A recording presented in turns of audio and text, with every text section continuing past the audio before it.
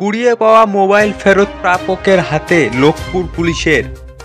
লোকপুর থানার ভ্রাম্যমাণ police van বৃহস্পতিবার সকাল দিকে নাকড়াকোঁদা পঞ্চায়েতের গঙ্গারামচক ভাদুলিয়া সহ উক্ত এলাকায় টহল দেওয়ার সময় রাস্তার ধারে একটি মোবাইল পড়ে থাকতে দেখে গাড়ি থেকে নেমে এএসআই অরূপ কুমার দাস, কনস্টেবল হিরম্ব প্রামাণিক এবং হোমগার্ড সত্যজিৎ বসাক মোবাইল হাতে তুলে দেখেন মোবাইল চালু অবস্থায় রয়েছে।